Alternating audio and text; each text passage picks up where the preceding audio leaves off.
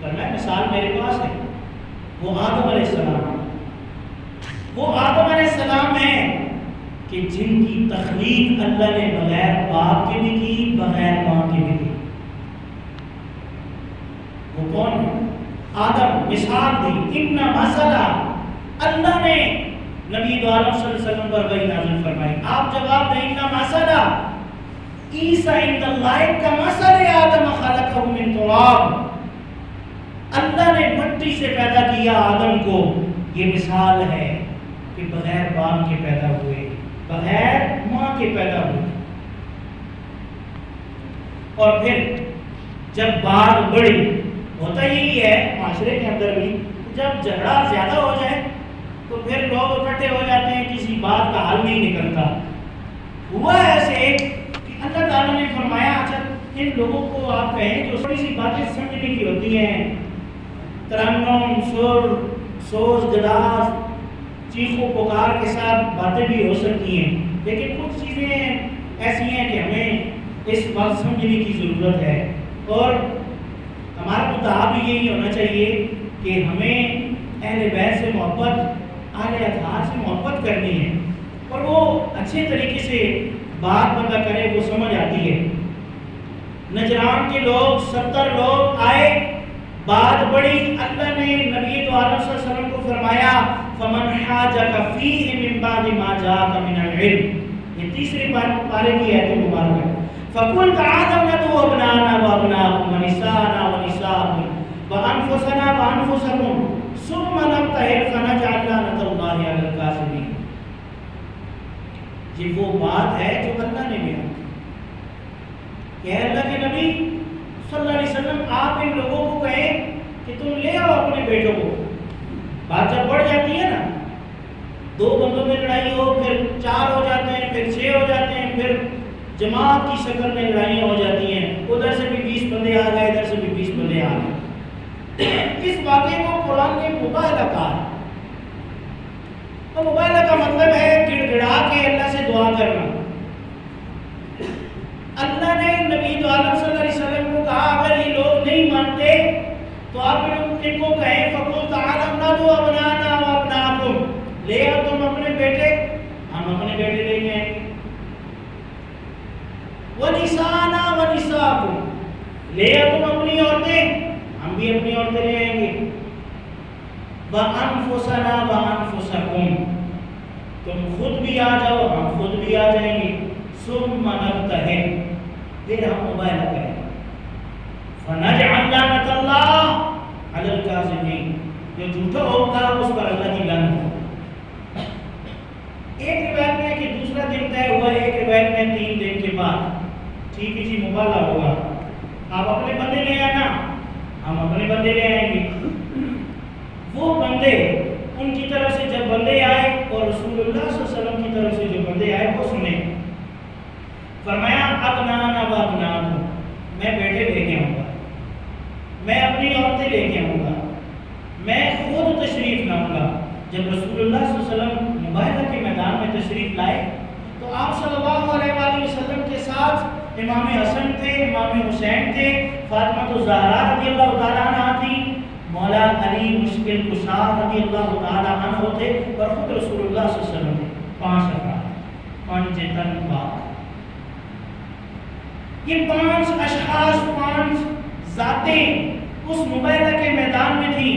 اور یہاں ایک بات بتاتا چلوں کہ آپ صلی اللہ علیہ وآلہ وسلم امام حسن حسین، ایک ہاتھ میں امام حسن، ایک ہاتھ میں امام حسین، سیدہ کائنات جب پردے کی حالت میں جن کی بارات، جن کی رخصتی بھی رات کے اندھیروں میں ہو، جن کا نکلنا باہر، آنکھیں نم ہو جائیں، خم ہو جائیں، آنکھوں کے آگے پردے آ جائیں، وہ سیدہ کائنات بھی مباہلہ کے میدان میں جا رہی ہیں توحید کو بچانے کے لیے کہ اللہ ایک ہے، وہی سجدے کے لائق ہے، وہی ہمارا رازق ہے۔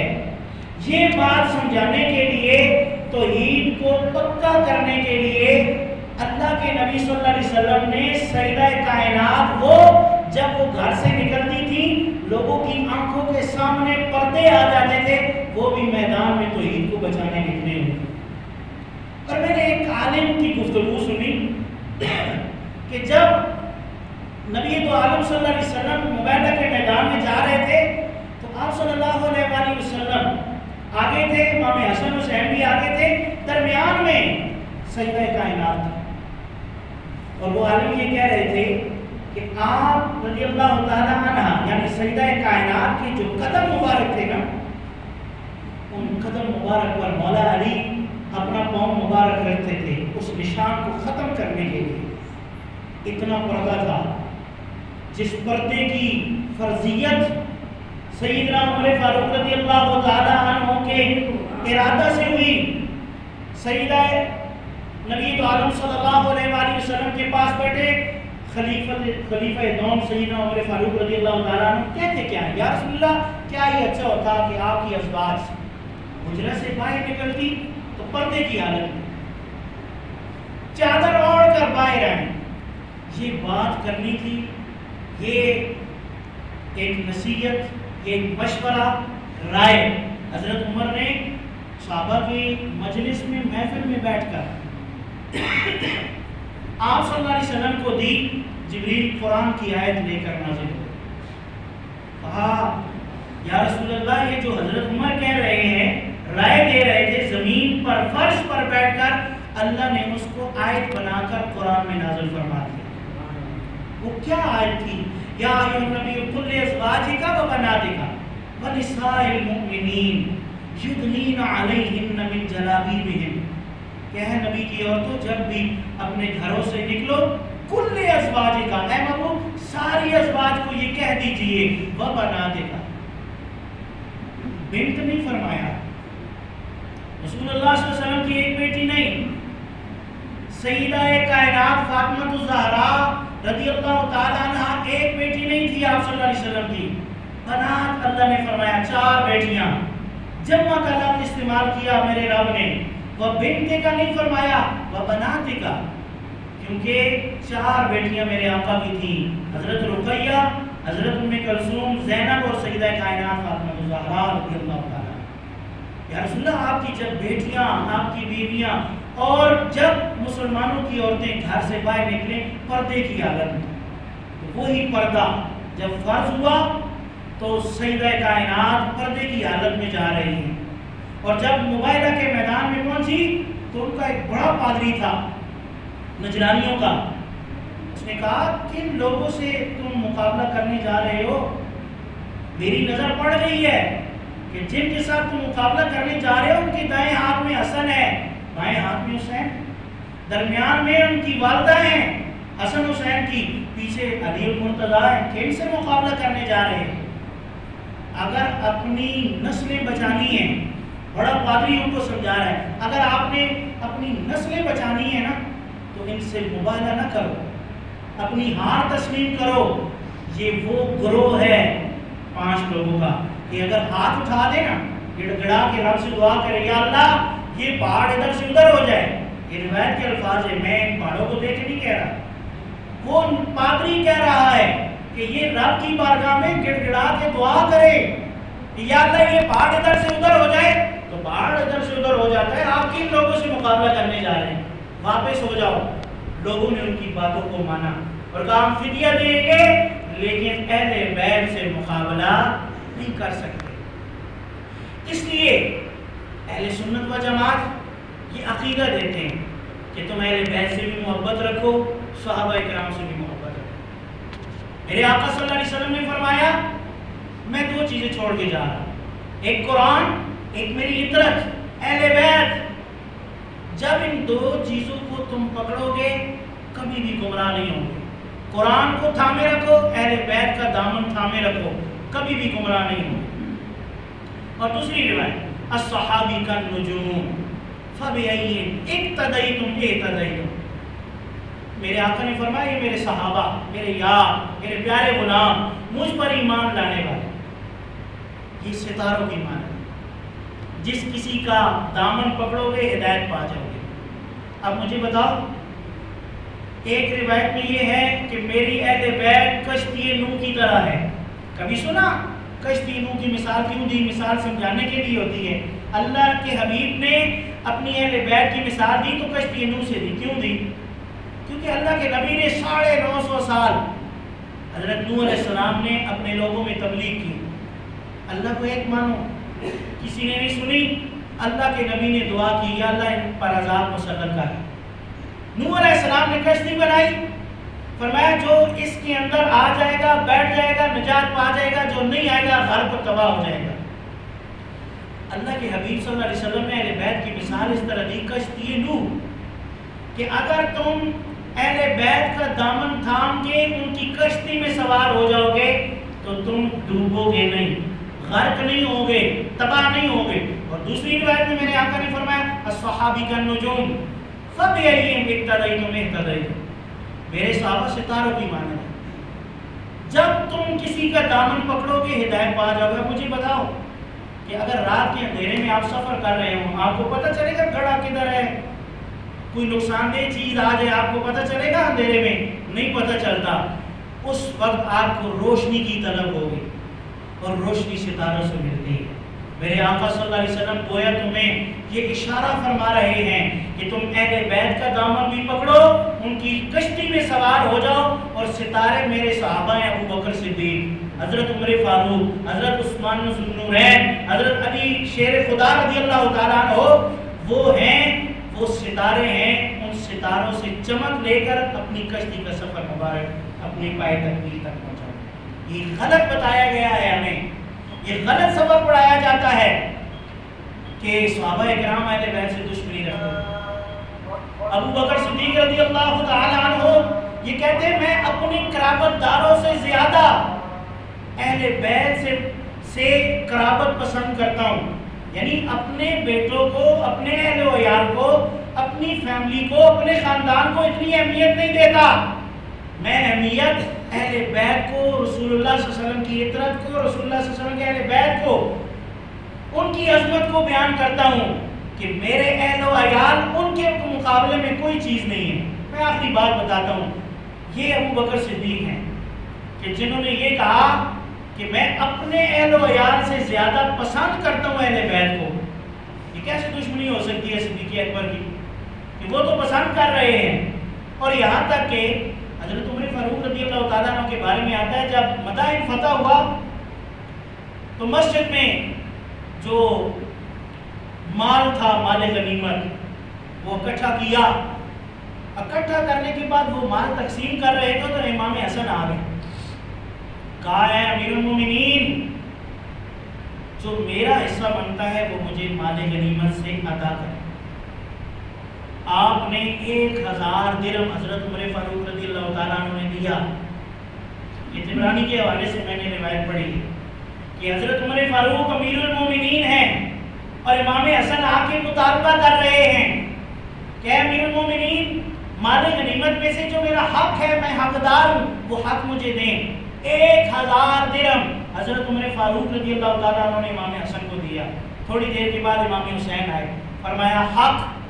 حضرت امیر المومنین عمر فاروق رضی اللہ تعالیٰ عنہ نے پھر 1000 درہم عطا کیے.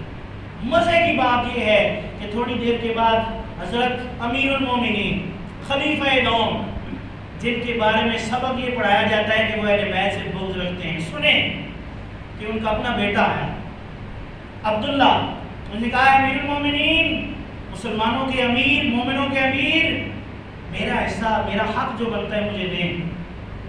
حق دیا 500 درہم. امام حسن کو دیے 1000، حسین کو دیے 1000، اپنے بیٹے کو دیے 500 درہم. کہا اے امیر المومنین میں آپ کے ساتھ جنگوں میں شریک ہوا ہوں، میں جوان تھا، بہادر تھا، جنگوں میں شریک ہوتا رہا ہوں، لیکن اس وقت امام حسن اور حسین کھیلا کرتے تھے، بچے تھے، ان کو 1000 درہم مل رہا ہے، مجھے 500 درہم کیوں؟ یہ طنزیہ سوال نہیں تھا. ہو سکتا ہے میرے بتانے میں کوئی غلطی ہو، لیکن یہ محبتانہ سوال تھا کہ یہ وجہ کیا ہے. وجہ تسمیہ مطلب پوچھنے لگے کہ جنگوں میں شریک ہوتا رہا، بہادر تھا، جوان تھا، مجھے میرا 500 درہم. یہ جنگوں میں شریک بھی نہیں ہوئے. مال غنیمت میں 1000 درہم. وجہ کیا ہے؟ فرمایا حضرت امیر المومنین نے کہ آپ ان جیسے تو بنو. اپنے بیٹے کو کہہ رہے ہیں ان جیسے تو بنو.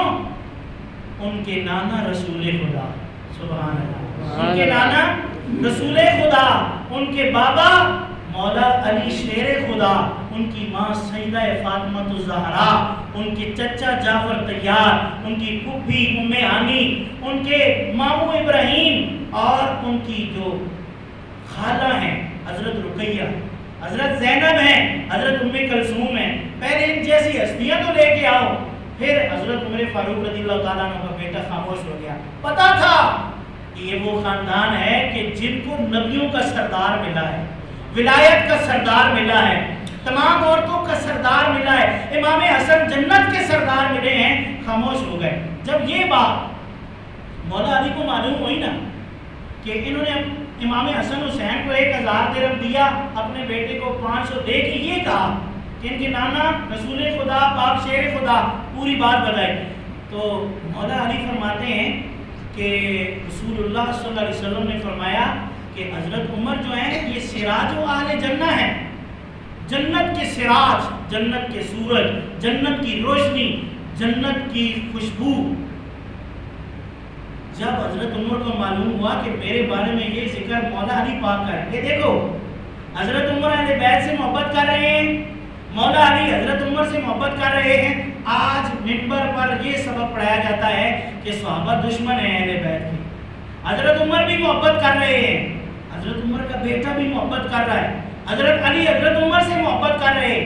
اہل بیت اور صحابہ اکرام کی محبت دیکھیں. فرمایا اے لوگو وہ تو یہ کہہ رہے ہیں، لیکن حضرت عمر کے بارے میں رسول اللہ صلی اللہ علیہ وسلم نے فرمایا سراج و اہل جنہ، یہ جنت کا سورج ہے، یہ جنت کو روشنی دینے والا ہے. جب حضرت عمر کو معلوم ہوا کہ مولا علی پاک ایک محفل میں اس طرح ذکر کر رہے تھے تو وہ ایک جماعت لے کر، کچھ لوگوں کو لے کر حضرت علی کے پاس گئے کہ آپ نے یہ جملے ارشاد فرمائے، میرے بارے میں رسول اللہ صلی اللہ علیہ وسلم نے یہ فرمایا ہے سراج و اہل جنہ کہ یہ جنت کے جو ہے چراغ ہیں، جنت کے سورج ہیں، روشنی دینے والے ہیں. تو حضرت مولا علی پاک نے فرمایا ہاں میں نے فرمایا ہے، رسول اللہ صلی اللہ علیہ وسلم سے میں نے یہ سنا ہے، میں نے ان لوگوں کو بتایا ہے. تو حضرت عمر نے کہا کہ مجھے یہ لکھ کر دے دیں، یہ مجھے لکھ کر دے دیں. نبی پاک صلی اللہ علیہ وسلم کے وہ ولی، وہ صحابی، وہ شیر خدا، انہوں نے لکھا ما زمانہ علی ابن ابی طالب لعمر ابن الخطاب. میں ضامن ہوں اس بات کا، علی بیٹا ابی طالب کا عمر بن خطاب کے بارے میں یہ بات لکھ رہا ہے کہ اللہ نے جبریل کو، جبریل نے حضور کو، حضور نے مجھے بتایا سراج و اہل جنہ حضرت عمر جنت کے چراغ ہیں. تو یہ بات ہمیں سکھائی نہیں گئی، صحابہ اکرام کی یاران مصطفیٰ کا سبق ہمیں دیا نہیں گیا. اس لیے اپنے دلوں کو اہل بیت کی محبت سے بھی مزین کرو، صحابہ اکرام کی محبت سے بھی مزین کرو.